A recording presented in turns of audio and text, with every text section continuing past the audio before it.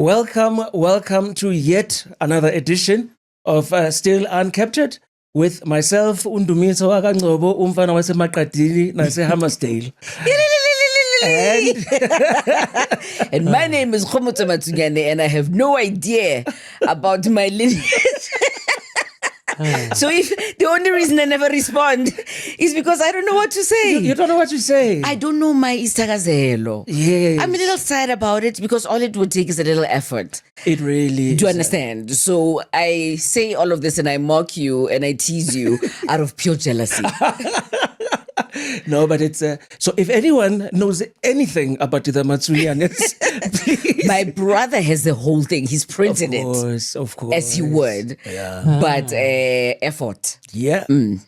Today we are so excited. We've been anticipating this since he said yes, because we are joined by the preeminent author of our times, a literary giant, a fine artist, a playwright, someone who dabbles in music, sometime a teacher, A professor.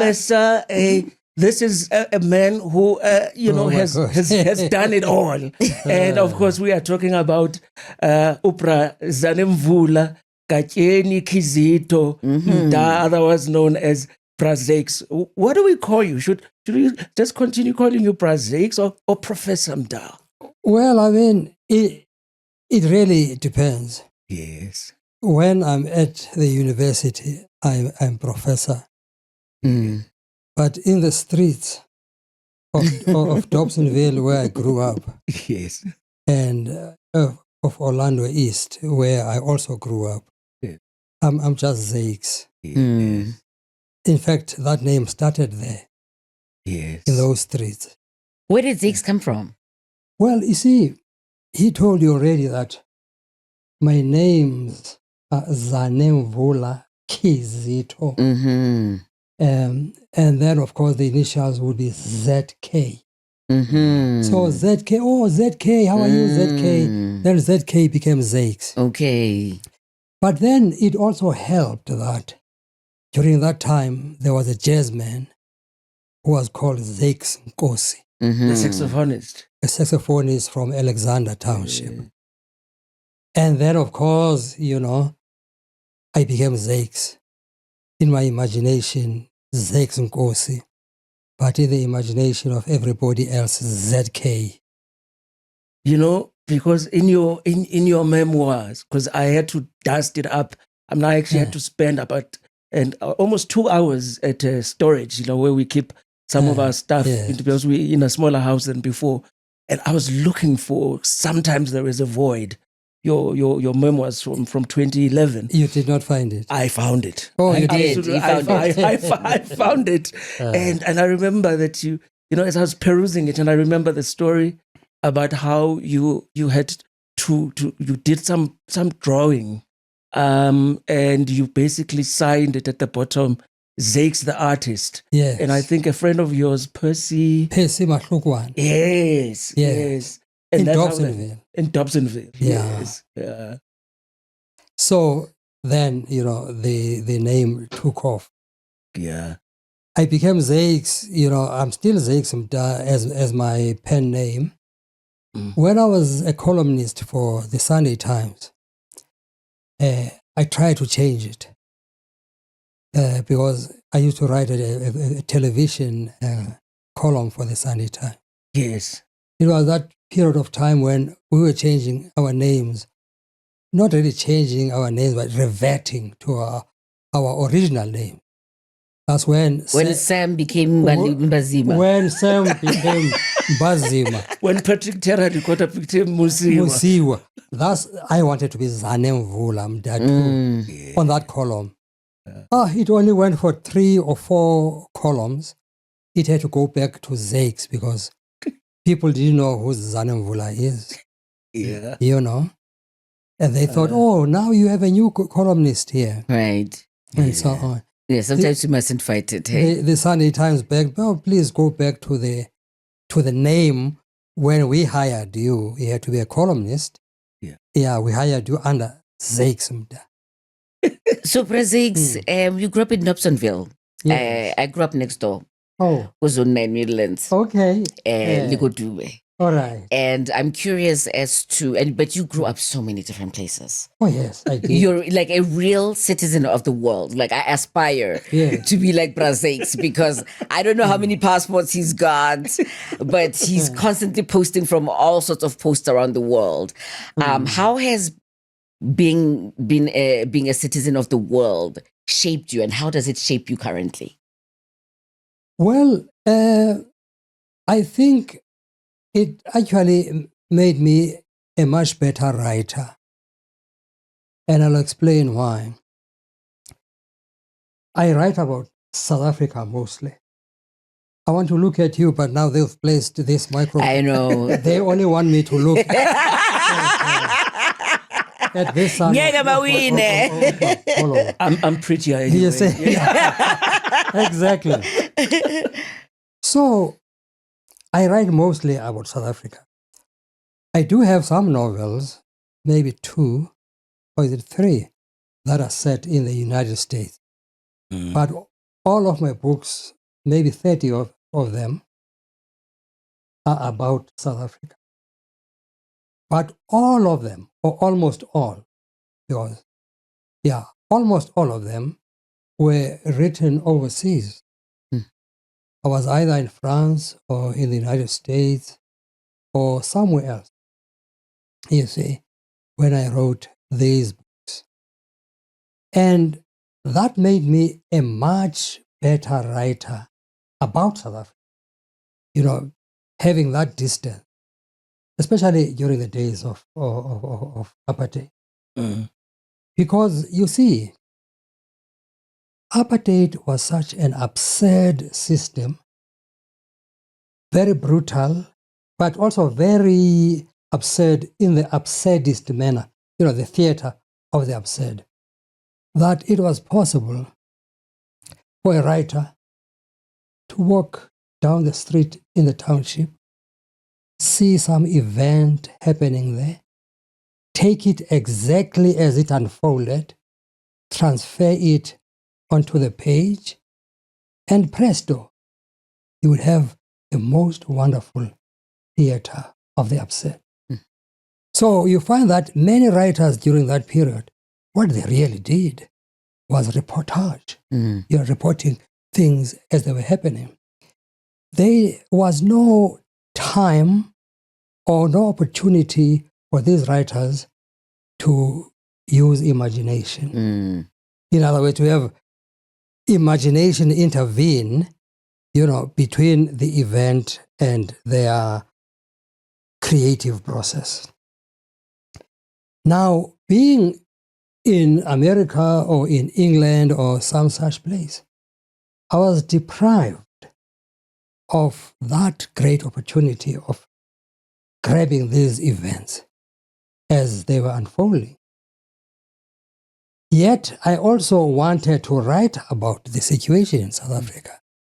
So, which means then that I had to use various literary modes that were inventive, since I could not take what was happening and report on it and have that wonderful theater.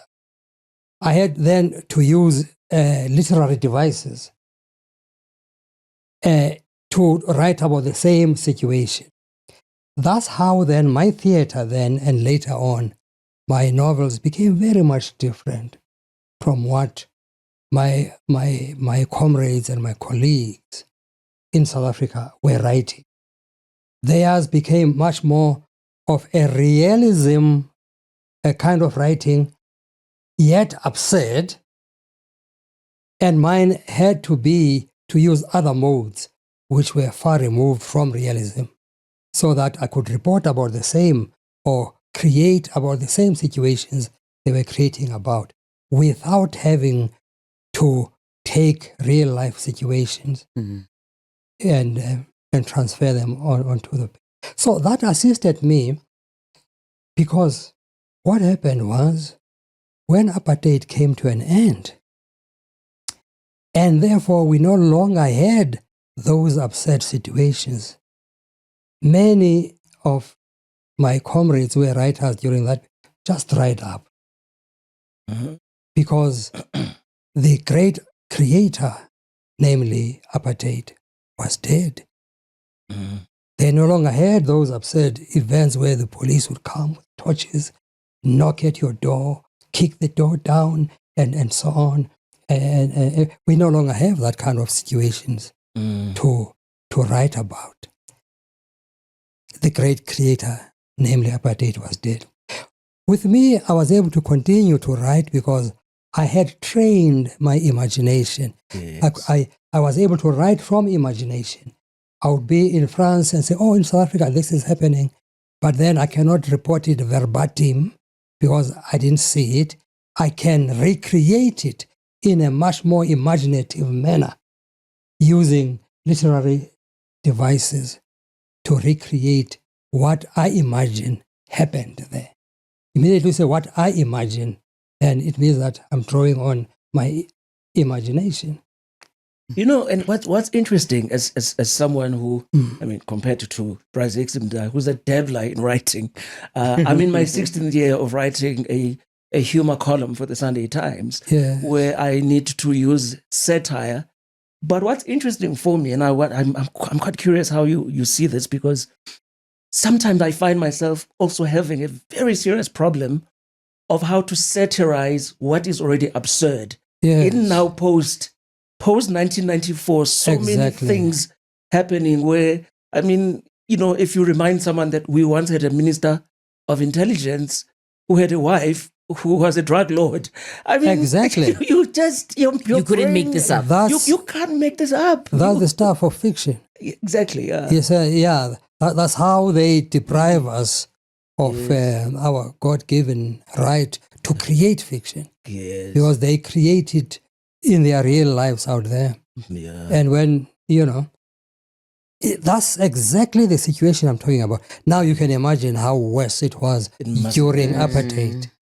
If even today you can still take a slice of real life, translate on exactly as it is, and yet still have a wonderful, satire, or what seems to be satire, whereas in fact it is real life.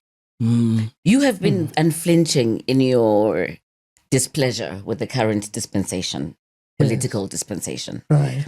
You wrote a letter to Nelson Mandela Yeah. to address some of these issues. Yeah. What keeps you up at night about this country? Oh, I sleep. I don't stay up at night worrying about anything. Actually, I'm the happiest that I've ever been. Yes, there are problems. There are problems here, there are problems in America of a different nature. There are problems everywhere I go, to varying degrees, I face problems. I am critical when necessary, but those are not issues that, will deprive me of any sleep or of my supper or of, my friendships and the companies that I keep and so on, Yes, there are many things that we messed up. And I always say we because I include myself there. These are people of my generation. And there are people I was in exile with over the years, There are people who, by and large, some of them, were with my father when he was the president of the ANC Youth League. In fact, when I was born in 1948, my father was the president of the ANC Youth League. People like Mandela, Tambo, Sisulu served in his executive. So you see how deeply rooted I am in the tradition of the liberation movement. And when the PAC was founded, my father again became the founding spirit of the PAC. Well, he was called the founding spirit rather than the founder because he didn't found the PAC. He was against the breakaway, you see.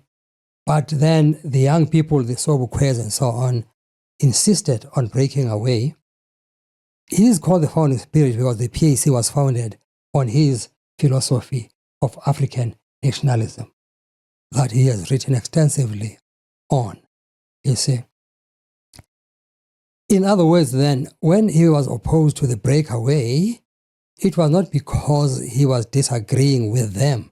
Philosophically, they were all of the same mind with those he just thought that the best way would be to change the NC from within. So even though then throughout then his life he stayed out of politics, out of the PAC, he continued to be what he called a backroom boy. He was consulted by the Mandelas, even when they were in prison, but he was also consulted by the PAC people. You see. So, coming from that environment, an environment where, instead of playing out in the street there, we would be called for meetings where we sit around the table, and we didn't like it at all. And our father is busy analyzing the political situation in South Africa, or teaching us new songs. Uzobukwe ufuna majoni, ufuna majoni, ufuna majoni. So we'll be singing them when other kids are playing soccer in the streets. And I was very good at that soccer, by the way. You see, I was a goalkeeper. And but here I had to sit there in the house, and my father is lecturing us about, the political situation and all that. But that later on, of course, became very useful in my life because I was politicized quite early. And I developed a very, critical consciousness. I became what the young people today call woke. I was woke. Although, of course, they no longer use that word because it's mocked and it's become a dirty word. It's become a dirty word. We're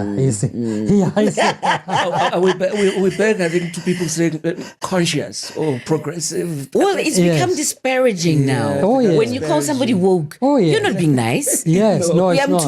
We am Tuga, definitely. Yes. But then, anyway, I don't know if I've actually addressed your question. No. You because I was leading towards that. Yes. And then, can you remind me what the question was? Well, I think that the question was. Or was it? Possibly for me. But I think you are actually headed where I also think we want to go. So just going back a little bit, because your father, even though you talked about him, someone might be listening would not know that we are talking about A.P. Mda, who is, like you said, is one of the founding fathers really of the Pan-Africanist Congress. But you come originally because you were born in that place that I normally call the very interesting corridor, somewhere, along the Lesotho border in Herron, because you come from Koboshan, right? Koboshan, yes. Where people, it's a very diverse space. Like people speak isiXhosa, and isiSotho, and there's also a little influx of isiZulu, because that's where you actually Amahlubi settled there when they ran away from that Natal area. And a mother from across the border, was she born in Lesotho, your mother? My mother is from was born in Queenstown, but grew up in Orlando East. When I was talking of staying in Orlando East, I was staying at my mother's place. And she was a nurse, right? She was a nurse. Yeah. Then I moved to Dobsonville because she got a job Yes. as a nurse at a clinic in Dobsonville, when Dobsonville was still very, very new. Yeah. After, people were moved from Rudiport to Yes. Dobsonville. Dobsonville was a new township. So there was this new clinic, and then my mother worked there.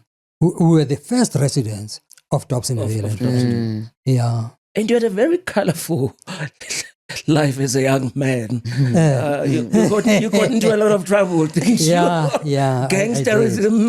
I did. But then it was the way of life for many of us, Yes. Especially growing up in Dobsonville with just your mother, Yeah. My father would be out there either doing politics or in prison or serving articles in the Transkei. Yeah. Because my father became a lawyer. He started as a teacher. He became a lawyer and then served articles there under George Matanzima, who later became a prime minister of a Bantustan there. Yeah. So he would be out there, and then I'm only with my mother in Dobsonville. Yeah. And of course, completely, like all my other, everyone else there, of course, was doing the same thing. Yeah. Playing truant, not going to school when you were supposed to be there. Yeah. Selling sweets or oranges in the train. In the trains. and so on. What's the name for it? Or spouse or stuff?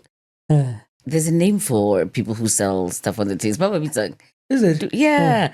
I don't remember like what we were smokes or called. something like that. Yeah, It's like, smokes. It's smokes. Yes. Something like that.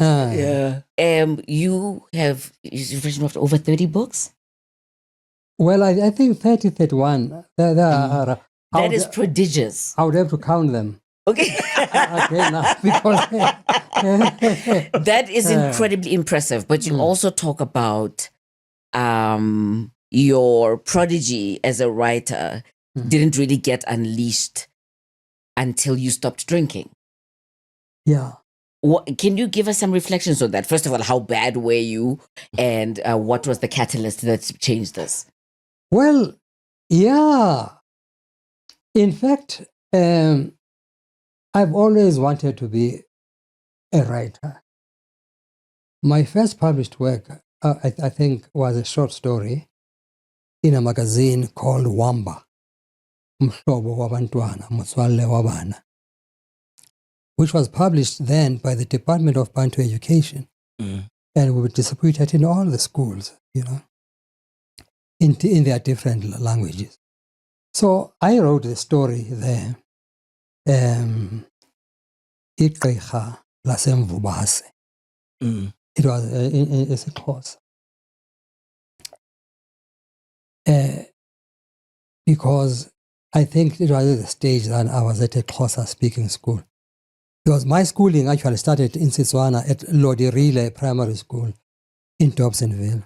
And then apartheid, of course, wanted to divide all of us to be.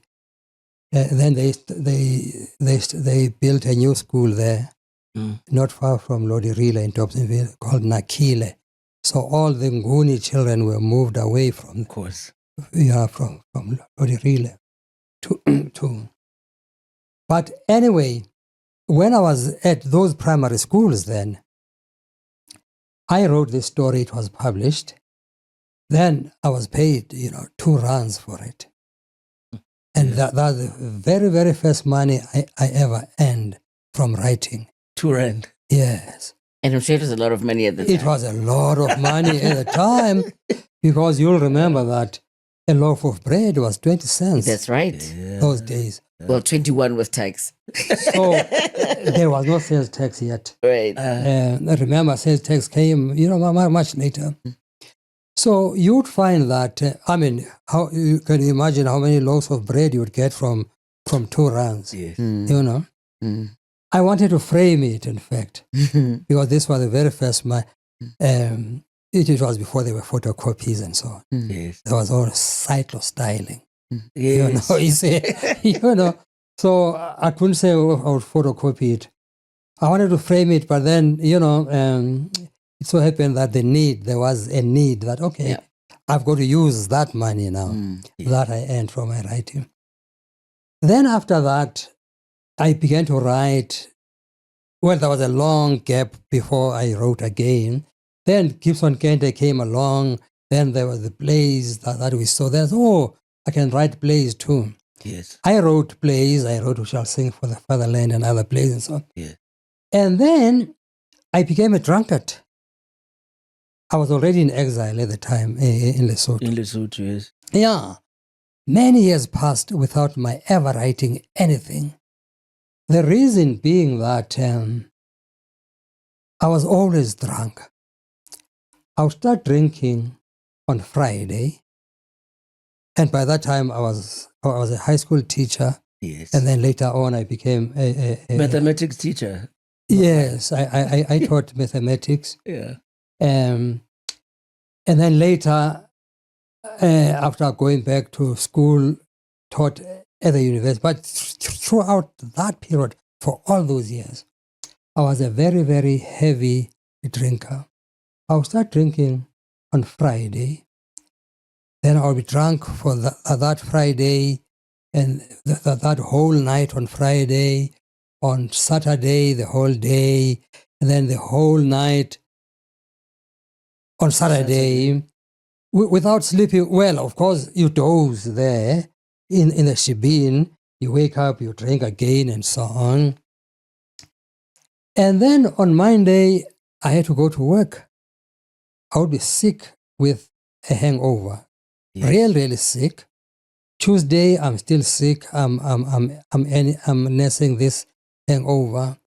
Wednesday, I'm becoming better. I still go to class, but I'm not really myself. Thursday is the only day where I can say I'm sober. Friday, I'm drunk again. This sounds very familiar. Yeah, you see? And then I found that, but this awareness came after many years. Because people are asking, you wrote those plays that were published by Raven Press. What happened to you now? You are no longer a writer or what? Was it some luck or something like that? Then I realized that, in fact, there's no way I can write because I'm always drunk. I know that there are many artists who feel that they create better when they are a bit tipsy. I was not tipsy. I was drunk, dead drunk. Yes. There are many artists I know who are my friends. Mr. Dizzy, for instance, who was a painter and a musician, who would be at his very best when he had taken some drugs, marijuana or something like that, or even drinking. Then he would excel. I was the opposite myself. When I was drunk, I was completely useless. I was not effective at all. Maybe that's what even caused my divorce during that period. Because when I say I was useless, I was useless. I was going to say, I'm so glad you brought this up. Yeah, you see. So then, that's when I stopped. Yeah. I just stopped, cold turkey. Yeah, I stopped cold turkey and decided that, I continued to smoke though. That's when I went back to writing. Around about which years is this when you Oh, did? man. In the 80s? 90s?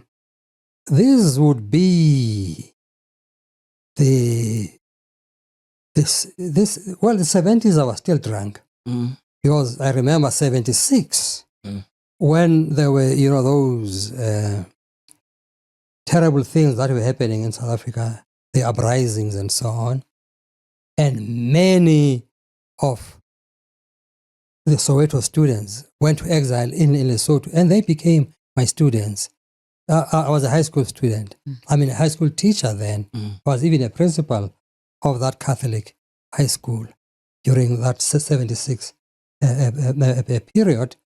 I was drunk even then. I was not doing anything creative. okay, I would compose a song from time to time. Yes. Because with songs, and you're a teacher, you compose it right there. Students sing it. And, Yes. yeah. So around 76, I was still drunk. Maybe it was around early 80s Yes. that I decided to stop drinking. Then 2 years later, I stopped smoking as well. With smoking, because smoking was much more difficult for me than stopping drinking. Mm. But it happened that I had a girlfriend who hated smoke. I would have to go outside all the time to smoke, Then I thought, oh man, also to please this wonderful lady, I might as well try stopping, Mm. And I did.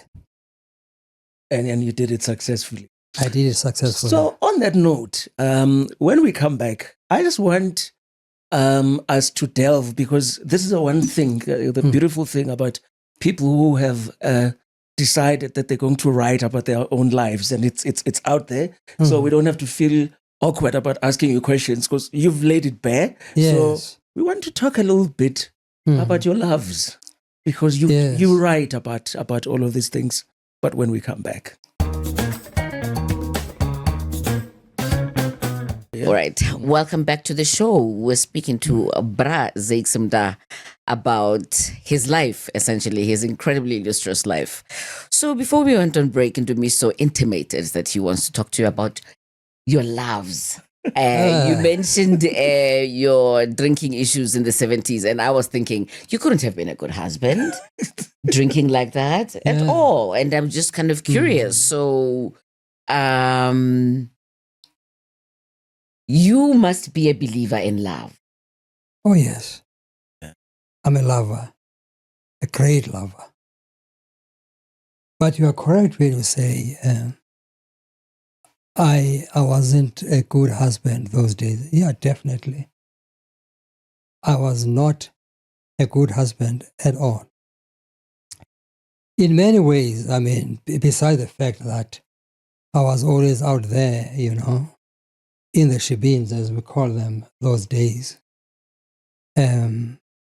drunk, or, I was hardly at home most times. Or when I'm at home, I'm with friends and we are drinking. You see, I don't have time for my lady partner, be it a wife or a girlfriend. So that was the kind of life, And indeed, I went through quite a few divorces. I've been married quite a few times. I only learned later, to be a responsible man of the house and a responsible father. Those are things that I had to have many tries, because I have many generations of children.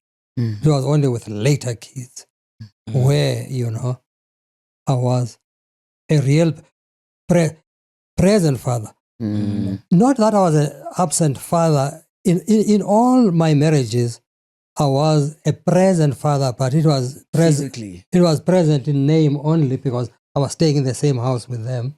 I was catering for them, looking for them, feeding them, sending them to school. But me, myself, was not really there, you see, because I was out there in the taverns and in music places, singing and dancing. Acting the fool, basically. With Mr. Diesel. Yeah. So it's so interesting that you should talk about that, because I think when around about the time you were teaching, and then I think at some point you worked for Barclays Bank at some point, and you were talking about your love life. You know how particularly writers, when we read someone's memoirs, like the biography, we're looking for all the salacious bits. We're like, ooh. Yes. And I remember a couple of us younger guys, and I was reading, and I think I was one of the first ones to buy Sometimes There's a Void. And I was telling Sihle Kumalo and Tando, and I said, oh guys, you gotta get this memoir. Because there's a story that I just thought, it's about love, and I think your first wife, because they are very famous conjoined twins in South Africa that were called Mpho Limponyane. And I think that at some point you were contemplating marrying twins. And you were with both of them, Mpho Limponyane. It didn't quite materialize. Talk to us a little bit about that, because when we read it, we were all like, ooh, bright things. Oh, goodness. Oh, well, I mean, those Mpho and Ponyane were twins. They were not conjoined, though. No, of course not. Yes, the conjoined ones came much later. In the 80s. In the 80s, in Drum magazine, and we read about them then. Right. Yeah. But these ones of mine were also Mpho and Mponyane. Yes. And I was in love with them. Both, we were lovers. They're still around. I married one of them. We had all agreed, the three of us, that we'll all marry, In other words, I would marry both of them. Yeah. Were they identical, by the way? Oh, yeah, very identical. Even now, they are there. They dress alike and so on. Even now? Because one of them is the mother of my 3 children. Okay. My very first 3 kids, who are old now. They're in their 50s and so on. So what happens then is that Mpho got pregnant, and they thought, well, I have to marry her. But then I have to marry the other one, because that's what we agreed upon. She said, no. You'll only marry me. Only, nothing. Yeah. So I married her then. Yeah. And then in addition to that kid who was there now, it was a wonderful artist, Neo. Yes. And a chef as well, like me. He took after me there. He's a painter, he's a chef. Then there was a girl who came after that, and another boy. And of course, even there, we ultimately had to divorce. Even there, of course, because of my wayward ways, completely. Otherwise, if it were not for me, and my ways would still be together. And we are still great friends even now. I do visit them at their home in Watville, Epinoni. Ah, yes. Yeah. And, yeah. Let me ask you this while we're there. I don't know if you're the kind of person who has regrets. Are you? Well, what I've said now to say, if I had not done this or that, I would still be together, can be seen as a regret. Or you can define it as that. Not so. Because I'm saying if only things had happened this way. But it's not a regret in the sense that I feel so sad about it, that, woe unto me, right, and so on. Right. I've led a very happy life, and I have made many people happy as well, right. Subsequently. And I won't have it any other way, because in the course of all that wayward behavior, and I can call it wayward now on looking back, I was just living the life, So in the course of living the life, I also had other wonderful kids. Right. And now I'm surrounded by many beautiful kids. How many kids do you have in total? Well, it's difficult to say, because I have biological kids, I have other kids that I adopted, Right. and I don't, discriminate as, oh, this is an adopted one, this is a, they are all my kids, Absolutely. Yes. Completely. Do you think you'll get married again? Well, I mean, oh man, you're asking me a difficult question because I do have a lover, somebody I love very much. And if I say to you, oh, I don't think I will ever get married, You're in trouble. It's not going to land well. how do you think? It's not going to land well at all. She'll take that. So I think I can only say, I don't know. Fair enough. I don't know. And I think marriage should be practical. Yeah. I think we should get married for passports. I I have- completely believe in getting married for passports. I think I don't know if I believe the idea of love per se, particularly people have this weird Cinderella notion of one love in your life. I think we get many chances Yeah. to love. And I love I think we Yes. get many chances to love. I think you could love several people simultaneously or concurrently or however, I don't think that life and love are so linear that it's like you grow up, you marry the woman that you're going to be with for the rest of your life. Clearly, with our divorce rates, yours in particular, show a very different point of view. But for me, then, the simultaneous one, that's what defeats me. I can't have many loves at the same time. 2, 3, 4. No. Because when I love, I really love. And I love that person.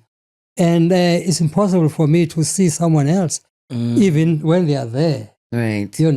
Even when they would be desirable otherwise. My focus is on this one that I love. Yeah. Yeah. Changing tact a little bit, right? Because I just want to delve into your mind because you have lived, your life has been so eventful, right? We haven't even touched on your 4 decades in Ohio, in the US. But just, one of the things that was so interesting when I read your memoir, Sometimes There's a Void, many years ago, 14 years ago, I think when I read it, is when you started, there's a part where you talk about the fact that when you were younger, you toyed with the idea of actually being a Catholic priest. Like you'd fantasize about it. You'd actually say mass alone and say, in Latin. And then later on, in your life, you have also just not been shy to talk about, I do not know, you have to fill this one in, whether you're I'm an atheist, an atheist or atheist, not an agnostic atheist. Well, I mean, it's more or less the same thing. I vacillate. Sometimes I'm agnostic, but most times I'm atheist. I do love the mythology, though, the various mythologies of various religions, including Christian mythologies. Yes, it is true that I started as a Catholic. Yes. And I've realized that a lot of atheists, in fact, were Catholics. The Catholic Church has produced many, many agnostics and atheists. I'm agnostic, but I always call myself a cultural Catholic. I love the hymns. I like the incense. I like the. You like the drama. I like the architecture. I love being in Rome. All right. But I'm an agnostic. Yeah. So I grew up in the Catholic Church. Yeah. And indeed, I thought I was going to be a Catholic priest. In Dobsonville at home, behind the house, there was an altar that I'd built. Yes. You see? I built this altar. And from time to time, I would conduct a Catholic Mass there, you see, for myself there. Sometimes I had a little girlfriend there. Yes, you did write about that as well. I would get this girlfriend to come to attend my church, my Mass, you see. And she would be there. And then one day, hey, I spoiled things, man. And then Karoye, hey, man, kikupa sinjonjo. You see, I didn't even know what the fuck that was. You know, because, you see, and then she said, what? I will never come here again. And then she... That's slang for sex, right? Yeah? That's slang for sex. Sinjoint. Of those days. Of those days, yes. Yeah, I'm sure today no one uses Nah, today, that kind of language. Yeah. It was slang for sex of those days. She ran away and never came back. But I continued then with my Catholic In nomine church. Patre. Exactly. et Dominus Filii. vobiscum, et cum spiritu. It was a whole Latin mess that I would recite them. Yeah. Now, I'm writing a book, a biography, an authorized biography of Chris Hani. Yes. One thing I've learned, actually, was that he also wanted to be a Catholic priest when he was that age.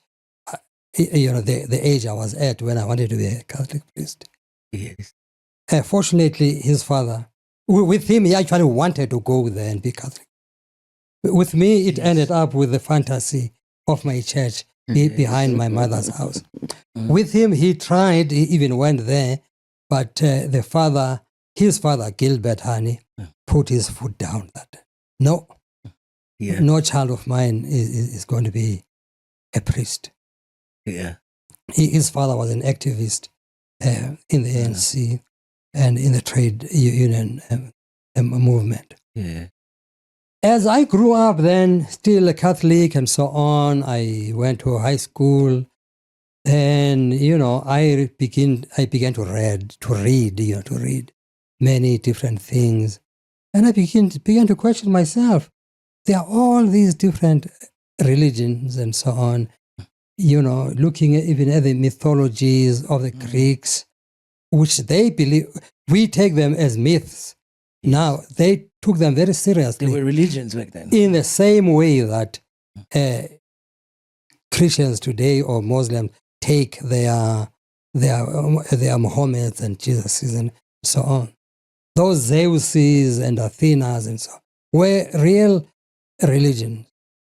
That mythology, and then I look also at the Christian mythology, the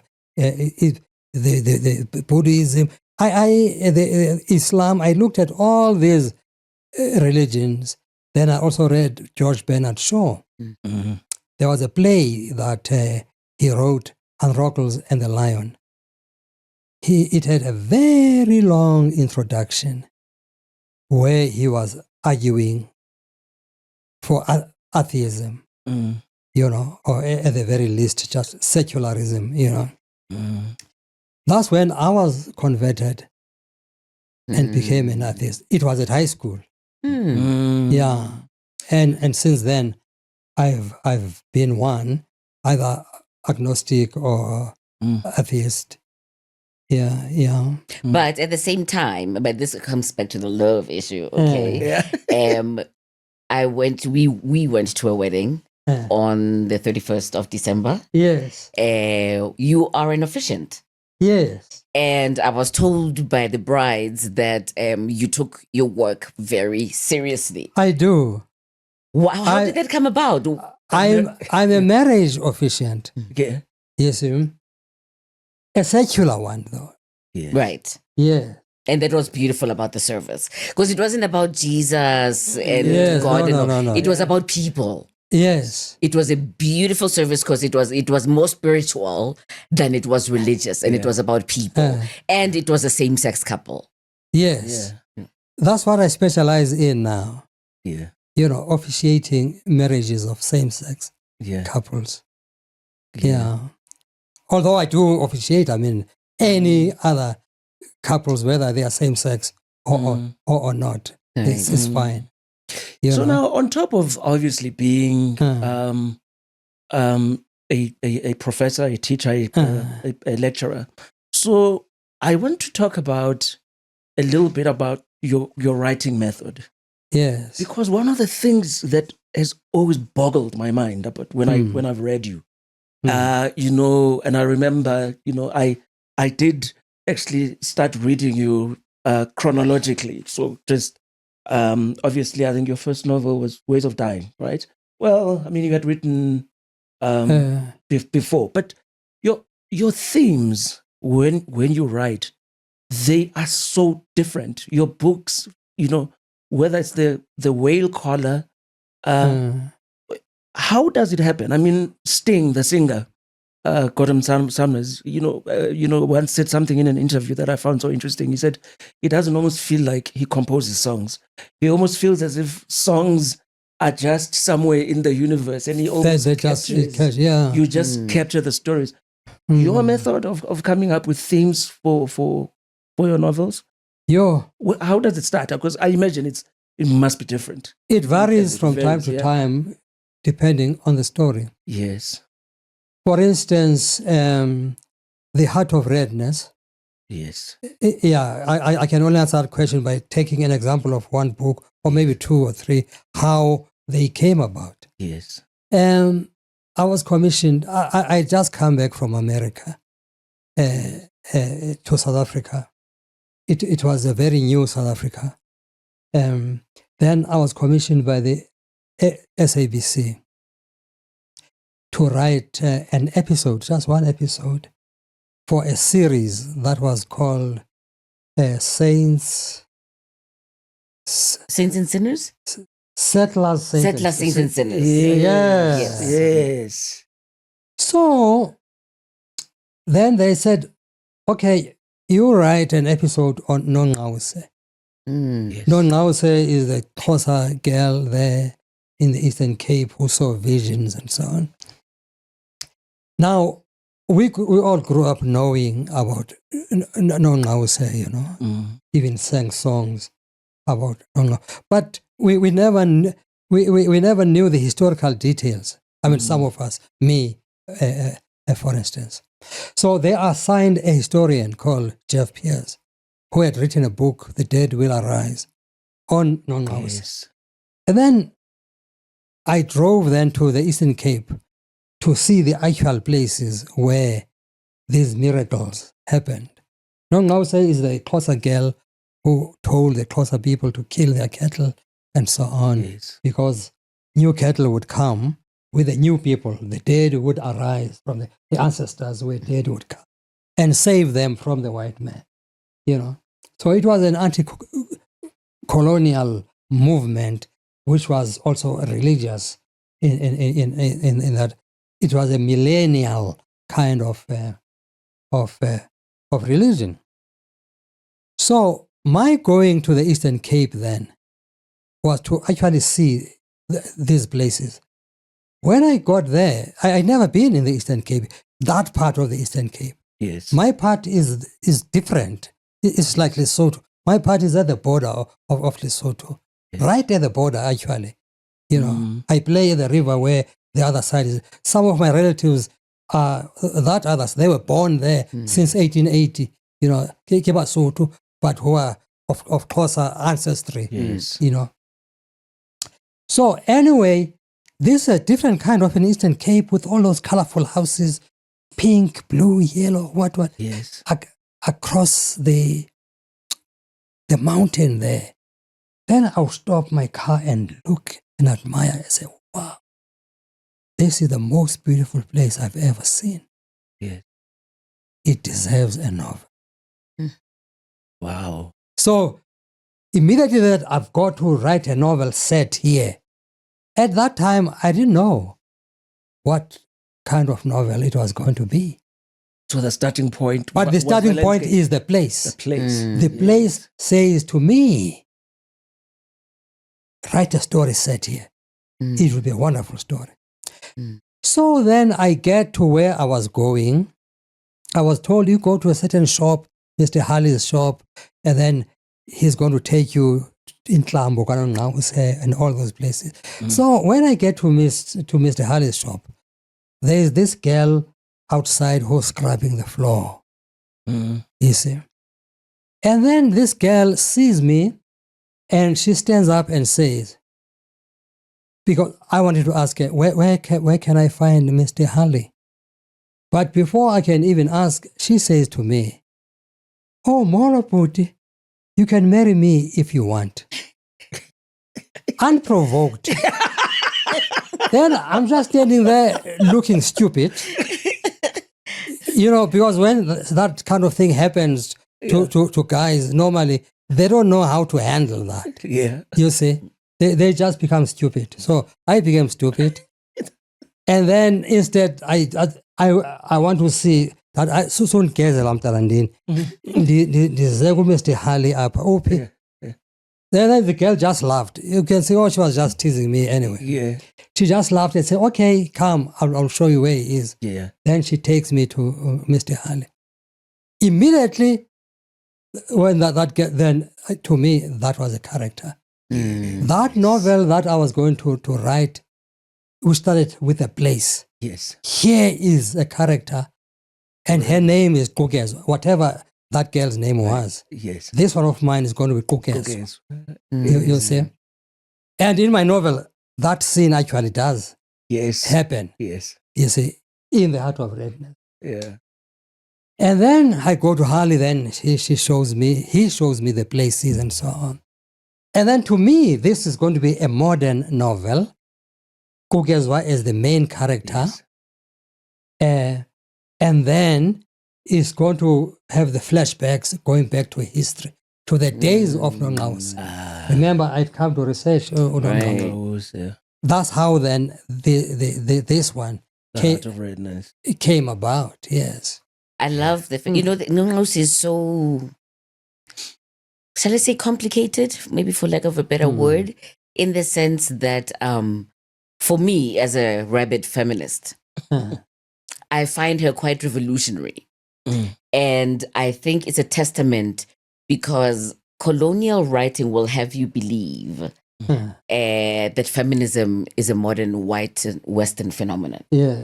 And that African women played hardly any part politically or socially. Right. For a girl that young to have agency over an entire nation. An entire nation of people that she was believed, a teenager, yes. is testimony to the opposite. To say, no. Right. White feminists, you did not teach us liberation.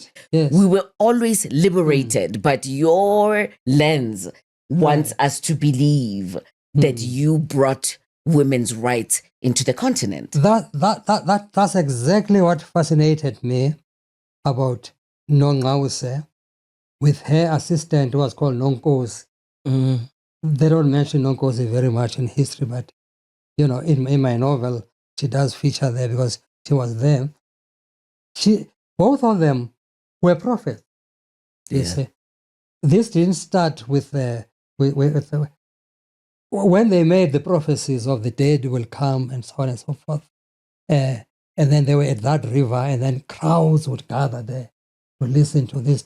Nonkosi was even younger than Nongawuse. And of course, they had a very big following. In later life, Nonkosi continued to prophesy and had big followings in that part of the world. So that story fascinated me because now I was discovering all these details. Yeah. Because with us, we just knew, this is the girl who deceived the closer people. Right. And then you get to know the real Nongawuse, that this is the person I'll be portraying in my novel. And then Kukezwa becomes some kind of a reincarnation of that Nongawuse. The spirits, In the modern sense. Yeah. You see, who's so brave even to see this guy from Johannesburg and says, "Hey, I want you." Right. You see that? Yeah. Which became beautiful. I went back there quite a few times. You see, I went there quite a few times and met this woman, and we became friends. We became very, very close because now I was keen to know about her mother. Her mother, manage That's the name. And some of her Ono Vangeli, Bane, because I needed more characters. More characters. In my story. To just give it more dimensions, obviously. Exactly. Yeah. Because, it's so interesting you were talking about that, because you and I have talked about this, about Mkabayi Jama, for instance, who I believe is the true architect of the Zulu nation, by the way. And, much later, even Shaga's nemesis, Zwide Kalanga, the mother, Ntomba, Right. was a powerful, powerful woman. But you and I remember, one of the first things when I was so intimidated at the time of the writer, and I'm put on a panel with Bra Zakes Mda, and I'm thinking, my goodness, what am I going to say next to? And I remember a question, I think it was a Q&A session, and someone asked the question, and this is just back to your methodology in writing. And someone said, I think asked us a question about writing about things that you know, and I will never forget your answer. Because I gave the standard answer, was like, you really can't write too well about things that you do not know.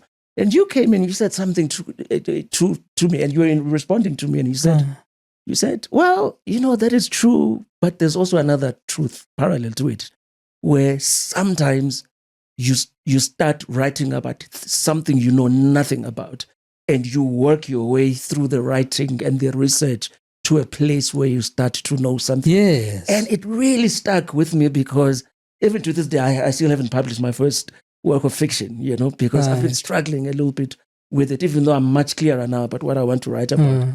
Talk a little bit about that, about writing about what you know and what you do not know.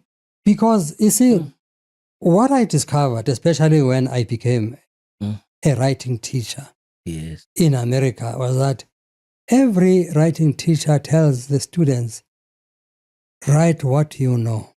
Yes. That has become an adage, that they use, by which they really mean write what is within the realm of your experience. Yeah. Right. Do not set your story in a tomato farm when you have never farmed tomatoes. Yes. Do not, in other words, things that you write about must be things that you know personally, or those who are close to you at least have experienced, and therefore you know them. I realize that I've never written what I know.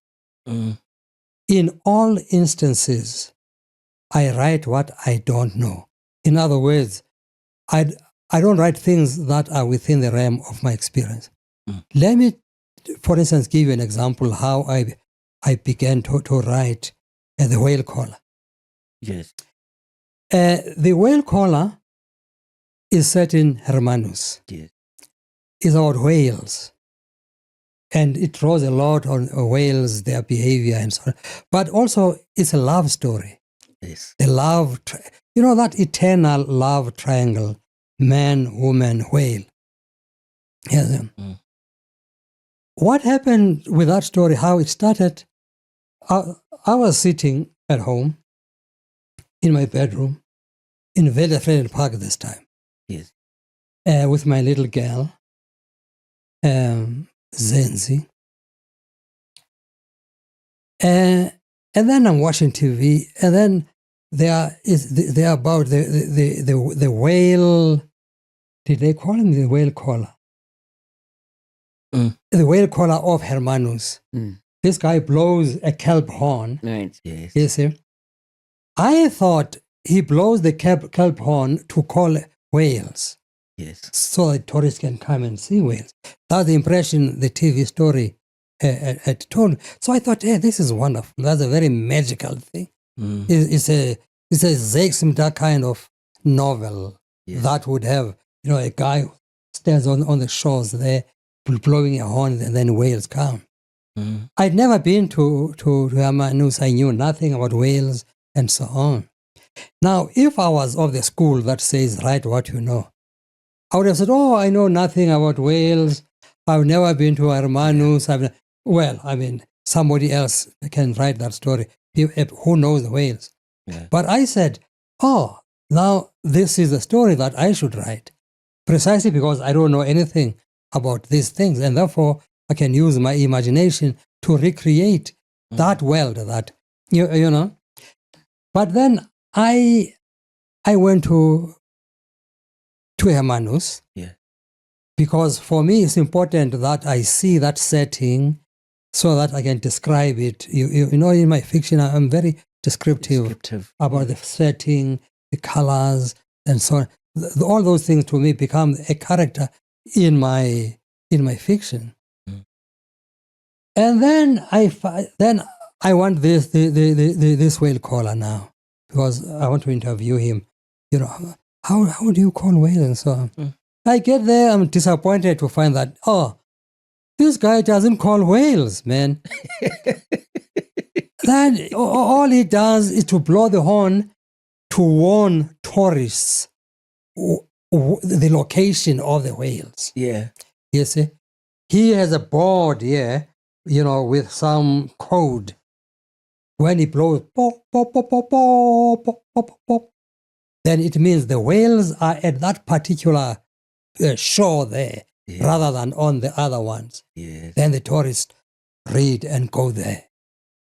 I was very disappointed that this guy is not magical at all. So I say to myself, if this guy doesn't call whales, I'm going to create mine, who will call whales. Right. You see? That what if question that all writers have to always ask. Yes. Yeah. To then that's how then I created the whale caller, who actually does call whales. Yes. You see? And I didn't begin by knowing about all those things. My writing of that story became my way of knowing it. So by the end of the day, when I finished that novel, I've written what I know, but I didn't begin by knowing it. Yeah. You say? Yeah. At the end of the day, obviously, you write what you have known in the process of writing. Yes. Yeah. So I don't believe in the philosophy of, because there's research, you know. There is, I didn't even have to go to Hermanus to write the whale caller. You know, I went once just to look at how the place looks. Then from there, I wrote, you know, it from imagination. Because for me, you know, creative writing is about imagination. For sure. One of your passions is theater. You're a playwright. Yeah.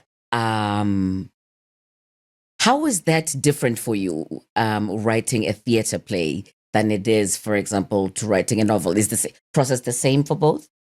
Not really, because I started as a playwright rather than as a novelist. Right. In fact, I never ever thought that I could write a novel. I mean, when I was a playwright, I never thought I could write a novel, you know, write prose, be descriptive, and so on.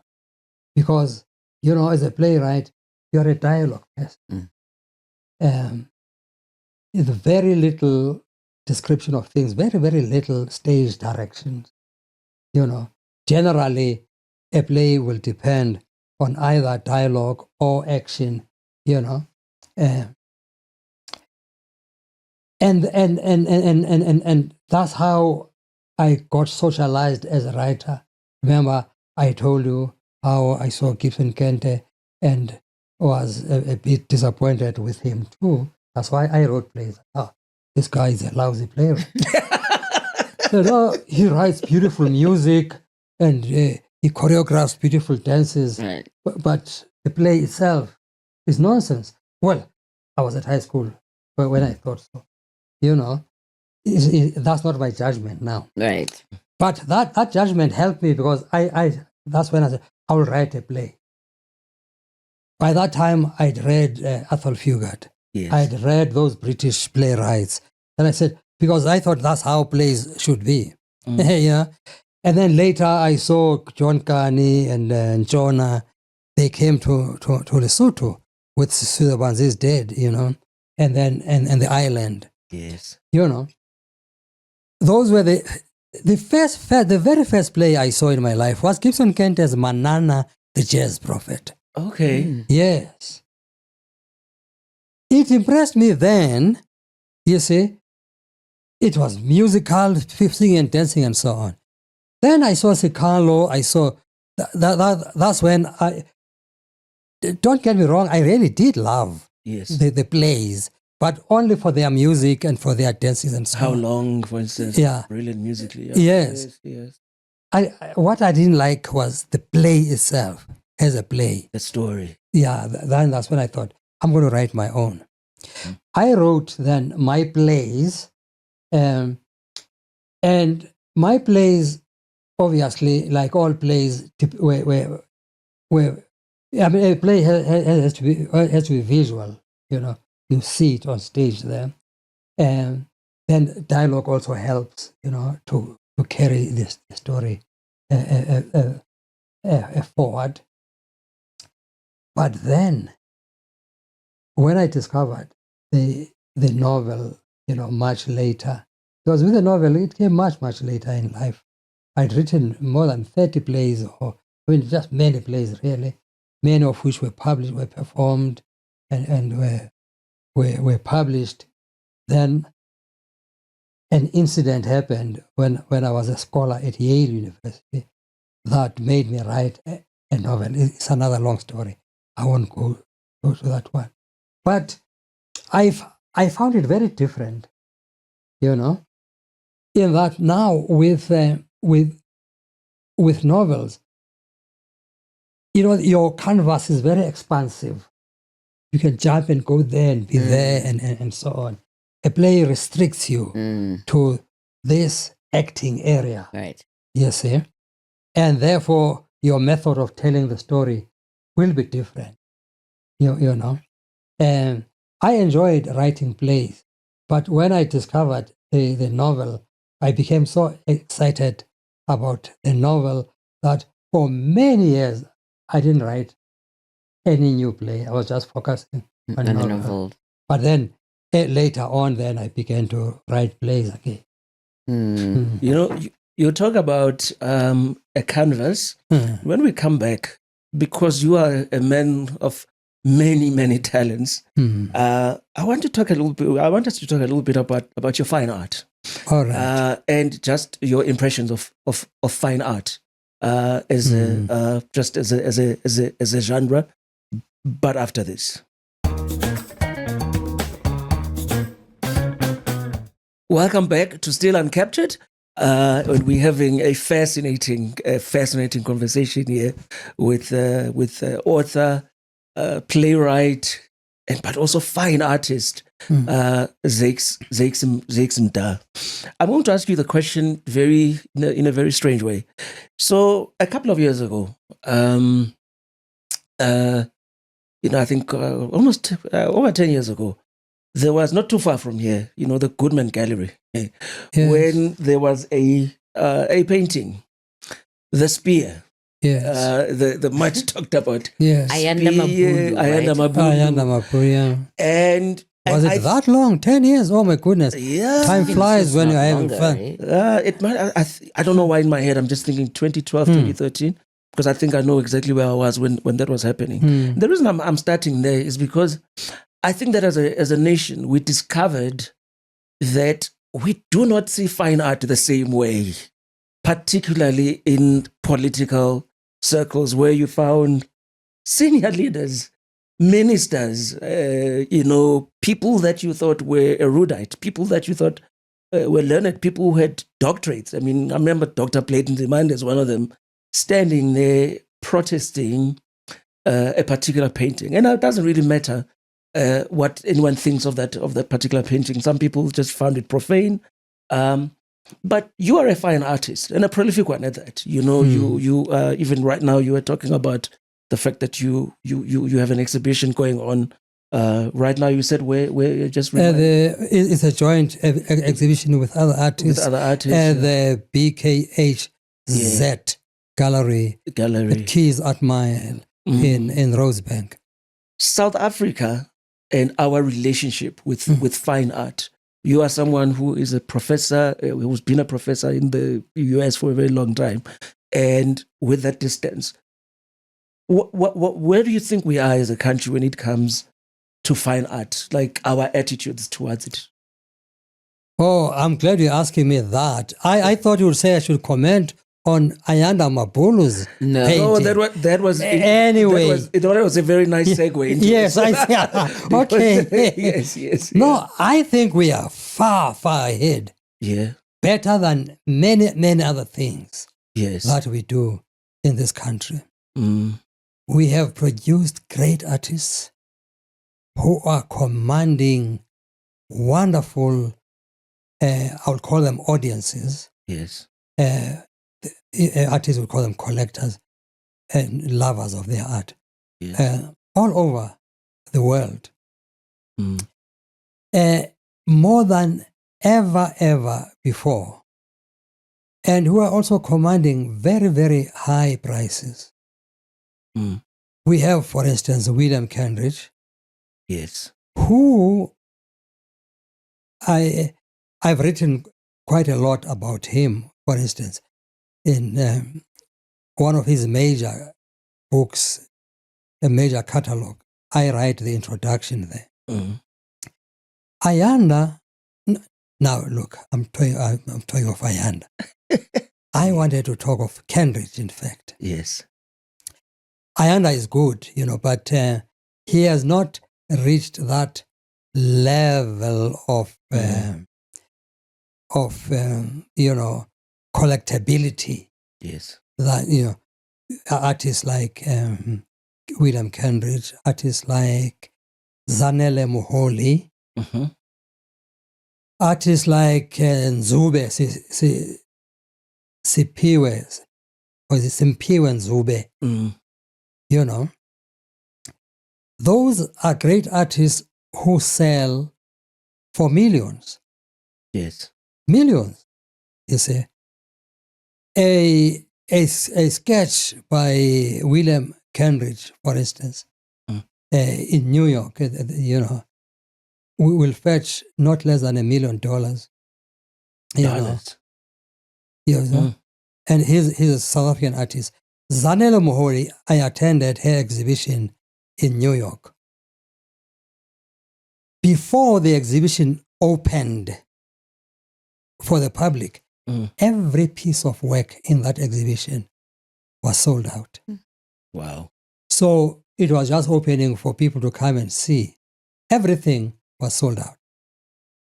She's known as a photographer, but actually she's also a painter. Yes. So there were paintings there. You see, you find that a single painting about the size of that TV, is that a TV? Yes, it is. That screen. That screen there, well, you can tell me, your viewers can't see it. The measurements there, you can estimate. That looks like is it a 32-inch or 42-inch? Probably about... Maybe 30-something by... Yeah. Mm. Sold for about $80,000. Yeah. That's more than R1 million for that painting, just one. Mm. And everything, you can just imagine, everything in that gallery by Zanele Muholi was sold out. Mm. There were photographs, because he's a photographer. Each photograph would be selling for $20,000 US dollars. Mm. That photograph, and remember that you can make many editions of that. Yes. As long as you don't make too many, because the more editions you make, the value goes down. Mm. Simpiwe Nzube from Cape Town is a big hit now, especially on the West Coast of America. Yes. You see, with his art. I mention overseas mostly because that's where the biggest market is. Yes. In South Africa itself, the market is big too. Yes. Because at this point in our history, African art in general is the biggest selling thing in the world, African art. Yes. You see? So if you have an artist like Makamo here, for instance, Yes, Nelson Makamo. Nelson Makamo, he's a very big name as well, who sells very well, and therefore, these artists become very, very wealthy, Of course, not all artists make that kind of money, because in art, it's not really because of your skill that you make more money. It's because you somehow get recognized, you catch the imagination of the collectors, and then your name is really your name that sells, even more than the art itself. That is why Picasso could just scribble a few lines and get something like that. Yeah. Speaking of Picasso, there's a couple of questions. One, which is I wanted to know, you've met so many incredible people around the world. I'm curious as to who are some of the most impressive people in your mind sort of were. And the second question is more about, we're living in an age of cancel culture, something called cancel culture. Yes. Yep. Where somebody's work, how should I put it? Where people can ban, in a sense, culturally, or decide to boycott somebody's work or deprive them of work. Even Picasso, right? Because he was such a misogynist, right? But yet at the same time, what is this incredible artist? Like, you cannot take away his talent. How do you reconcile? If you have any issues at all with, we have people and then we have people's deeds, and they're not necessarily something that we like, but your work, can we separate the man from the art? I suppose is what I'm saying. Well, it really depends. There's no consistency. Immediately somebody says it depends. It means that, it's complicated. Yes. Yes. Because there's no consistency in all this. For instance, I was a big fan of Charles Dickens. I would read his novels. And so I was introduced to Charles Dickens at high school. These were set works, right, and so on. Tale of Two Cities and that. Oliver Twist and so on. And then later in life, I discovered the guy was so racist. And I was reading his articles he was writing about the Zulus, for instance, and in extremely racist terms. You see? And I felt, gosh, I've been reading this guy who's so racist. But then in those novels, that racism did not show. It didn't transfer to the work itself. And then I didn't feel bad about reading Charles Dickens, despite my discovery that he's racist, because he was not racist in the novels that I loved. Right. Yes. And I didn't love them because there was no racism in them. In the books themselves. Yeah. So it just depends on the art and the artist. There are artists, for instance, whose work is closely related to who they are. And you feel that if I use this artist's work, I'm really promoting him and his misogyny, or whatever other, the work itself makes it possible to promote those views that he has. Then I would stay away from that work. Right. Right. Because the work itself facilitates his toxicity. In situations where the work is far removed from this guy and so on, and my consuming this work will not be promoting him in one way or the other, then I would still feel, yeah. That's why I said it depends. It's a very difficult thing. It's complicated. And that's why I Because ask you. you still feel that, wow. You see, with Charles Dickens, he died, Yes. I can't say, oh, if I buy his novel, he profits, and then he'll continue then to be toxic against the Zulu people. Yes. He's dead. He can't do worse than he has already done. Yeah. you see? But there are others where you feel that if I buy this work, I'm promoting this guy and make it possible for him to spread even more toxicity in the world. And I don't want to be part of that. Then I stay away from that kind of work. Yeah. But it's an individual decision, I suppose. Yes. The way I feel about how I don't consume R. Kelly music anymore. Because just for the longest time, I just felt I don't we didn't either. believe the woman. It's a line that I've got but very then, specific. Fortunately, with me, I never liked his music in the first place. I loved his music. Oh, you do? Yeah. And with me, it's one of those things where when I got married, we still had DVDs. How do I erase the fact that at some point we were dancing to Step in the Name of Love when I was getting married? You can't help It's part that. of my history. Yes. And that's a beautiful story. He's part of your history, yeah. It's part of my history. Yeah. The world's greatest once inspired my firstborn son to do very well in a swimming gala. And I remember writing a column where I said, what is he supposed to do with that memory? Because it really uplifted him.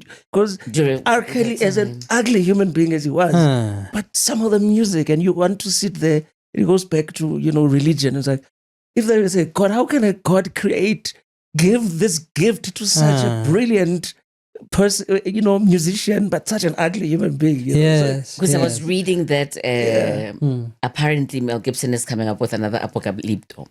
One of our favorite movies. Apocalypse. Oh, I see. Is he problematic? Ooh. Absolutely. He is. Oh my God, he's incredibly Very, very much so. problematic. Yeah. But does Very, that very take much so. away from the genius. brilliance The genius. and the genius of a movie like Apocalypto, which shook me to the core? Yes.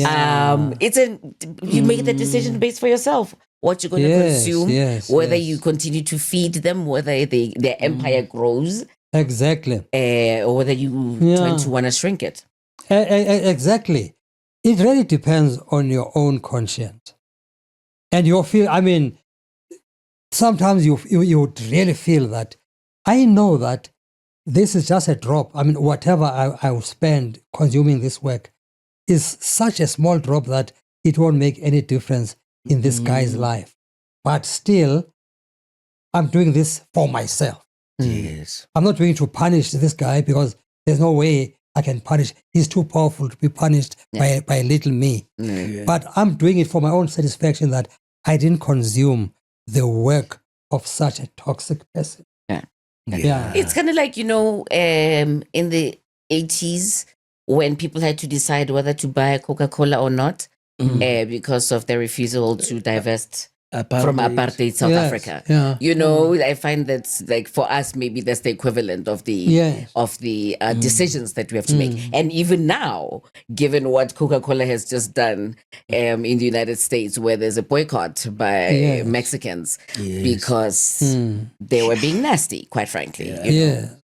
So this conversation, I feel like we would not be doing our job if I didn't ask you this question. Yes. Because you are Zakes Mda and you have this incredible body of work. You also in the past have been fearless in expressing yourself around South African society and what you think of it. As I was revisiting Sometimes There's a Void, you tell a story that I thought is such an incredible story because it speaks to what was to come. What became of South Africa. You were writing about being in Lesotho and being stopped by cops and being detained just because they wanted bribes. And so on. Khumutso has asked you this question a little bit before, but if you were to be sitting there and this is now people our age, right? Who this our generation and so on, you speak to us about what you think we should be doing with this country. You talked about how well you sleep at night. I don't. When I think of this country, I get sleepless nights about the state of this nation because I worry about where we're going and where we're going for. Yeah. Just speak a little bit about that. Just the political system. Where are we? Where do you think we are right now in this country? Well, man, is a difficult question that you are asking me, because indeed, I mean, we are in a mess. Yeah, we are in a very, very big mess. I was in the process of answering that question. Yes, when I was saying that we, and I use we because I'm part of that generation that created this mess. We messed up this country because we got into these positions and we were very hungry, and we indeed became extremely corrupt. Yeah. You see. To the extent, I was saying to you, I think I digress because of some other questions, that many countries, I was giving examples of many countries that are very corrupt. Yeah. I lived for 40 years in an extremely corrupt country, which is the United States. Mm-hmm. But their corruption is not destructive in a manner that you say, okay, here, let me eat. But let me leave something so that the thing continues to function. Yeah. We say, let me eat everything so that the thing is destroyed completely. Don't just eat the golden egg. Yeah. Eat the goose as well. Eat the goose. Destroy Transnet. Yeah. Destroy ESCOM. Take everything. Right. You see, that's where our corruption is different from the corruption of the Americans. A very corrupt system itself. The American system, corruption is embedded in it, and is recognized and is taken as normal. Yes. When you go there as a stranger from a country like this, you identify it immediately. But this is corruption. In South Africa, you would go to jail for this and so on. For openly buying a politician, for instance, then you own this politician, and then he does your bidding and so on. And then, it's called, you are a lobbyist and so on. Yeah, we call it state capture. Yeah, here is state capture. Yes. It's a crime. You see? So the point I'm trying to make, we became very carelessly corrupt, but also incompetent in the process. That is why in my ignorance, I will be made a minister without knowing anything about that. But it's okay, I will employ consultants. They will do that work. You see, I'll be paid that salary. Mine is to get a slice of whatever contract is. That's how we destroyed this country. And when I say we, I'm talking my comrades of the ANC, because they were the ones in government and who allowed this to happen. ANC destroyed this country completely. You'll say. And it is for you guys to bring it back. I know that, corruption has become, you have inherited it too, and you are corrupt as well now, because you think it's a wonderful thing. You are bringing the bag home. To talk of the bag, it doesn't matter how you get this bag. I'm impressed by many things that are happening in South Africa from the young people. Yes. Many of my generation, because we fought for freedom, then we sat there and said, the government must do something for us. We'll just sit there and open our mouth, then the government will feed us. The young people today don't do that sort of crap. They've seen, but no, there's no government that will come and feed you. and they are doing things for themselves. Whether we are talking in the arts generally, Yes. in music, new genres such as Mapiano that go out to capture the world and so on. It's just that, of course, these kids make all this money out there. They don't know how to use it, how to invest it back in the country and so on. But there are others who know who are also of the same generation, who know how to use the money or to actually create wealth from the beginning, you see? And bring others on board. In Cape Town, I met some young filmmakers. It's amazing that this happens through the arts, mostly, who have used their filmmaking to extend into many other avenues and so on. And even they have gone into manufacturing various products, you see. So young people are doing stuff out there. They are doing things. They are doing wonderful, wonderful things. Oh, that's such an endorsement. So it's something that a guy like me, I look at and feel very hopeful that, okay, my generation, we have messed up this country.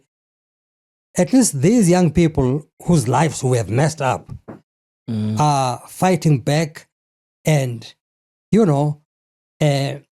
rebuilding what we destroyed. And technology is also giving us new opportunities as well. And technology, of course. Absolutely is. Yes. So, Bra Zakes Mda, you continue to be creative. You are still very productive. You have alluded to the fact that you are writing this biography. The authorized biography. Authorized biography of Chris Hani. Yes. What else is next for you? Because, like I said, the first thing I said to you when you came into the studio, I said, young man, you look younger every single time I see you. I hope I look like this when I'm in my 70s. Well, I mean... what's next for you? What next? Is it the same or, write, paint. Yes. I can't produce gin now or anything like that. Or even, I leave that to you guys.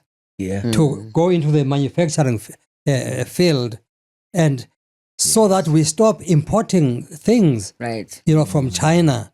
And so South Africa had a very, very lucrative textile industry.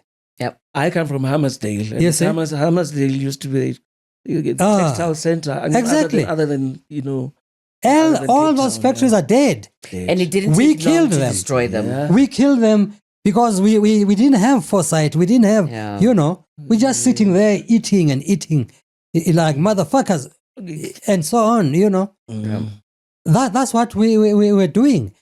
And then everything was dying. Everything we touched died. You see, we killed everything. It's for you guys to bring it back to life. We'll be gone by then, you see. And bearing in mind, you're partly a resident of the United States. What do you see happening with Trump? Trump. He's a mindfuck. Yes, for me. He is. He really is a mindfuck. He certainly is. He certainly is. But then the Americans elected him. They made him their president. And for the next 4 years, the fortunate thing, of course, is that in the next 4 years, he will have destroyed everything he touches. He will be their ANC. In as far as the incompetence, because it's a very incompetent regime, that one of Trump. Very dictatorial and incompetent. Within those 4 years, many things will be gone that, Americans took years to build. You couldn't, even as a novelist, you could not have come up with a script with It a would have- character like it, that. It would have been rejected. As Yes, they would outlandish. say, no, this is too far-fetched. If you said last year, this time, that in a year Trump will Yeah. be president again, I would have probably called you a liar. I'm just like, oh, Oh, come me on. too. I thought, it's impossible Yeah. for anybody to vote for this guy again. Again. 77 million people did. Yeah. And yeah, you see? And there he is. And there we are. They will have to live with that, Yeah. you know? Yeah. Yeah. We'll definitely all have to suffer the And he's messing up everybody. Yeah. South Well, certainly Africans, us. no, you guys think that it's only you. He's messing up even America's allies. Yeah. Canada. You know, Canada, Yeah. Europe, Wants you know, to buy Greenland. and so on. He hates everybody except his own personal master in Russia. Mm. Yeah. You see? Mm. That's the only chap he seems to be fearful of. Mm. That's why many people think Right. he must be having something on him. Mm. Mm. Yeah. To wrap up, Mapoloma, Yes. I want to give Bra Zakes this opportunity. Is there anything, I mean, we could go on for the next 2 days, basically. Yes. Is there anything you want to ask us? Well, oh gosh, Or tell us. I don't know. Well, I mean, you know, I don't know, you know, Mm. but I'm just happy that then you decided to bring back your radio show into a podcast, and thanks God for. I'm an atheist. Thanks God for Yes. for this new technology, you know, whereby you can start your own channel, your own, you know, Yes. Yeah. and yeah, which is what you guys are doing. All I can say is just to encourage you to say, Yes. keep it up, you know, Yeah. keep it up.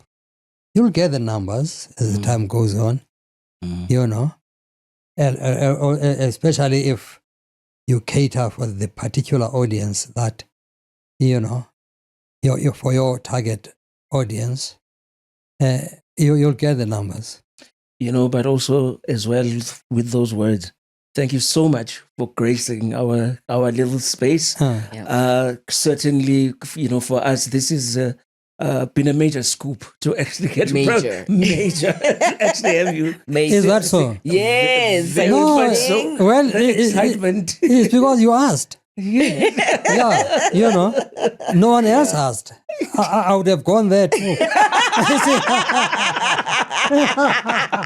You see? Bra Zakes, you're a fantastic rocketeer, and we love and admire you so much on the show. And I'm Thank happy you. that we have an archive with you that we can share with the rest of the country. Please keep being brilliant, keep writing, Thank you and very keep us much. on our toes. Thank you so much. And I wish you the best of luck with your next love. No, with my present With your love. current love. Current Yes, no, I have a wonderful, Best wonderful. of luck. And I hope to be invited to the wedding. Well, I hope she won't see this episode, and she will, by the way. Of course she will. Yeah, I say. Thank you so much, Bra Zakes. Yes. And from Ndumiso and I, thank you so much for joining us. We are trying to keep up with the many comments that you're sharing with us on very different platforms. Don't give up. We will eventually get to it. It's a lot. Thank you for the love. Keep subscribing and talk to you soon.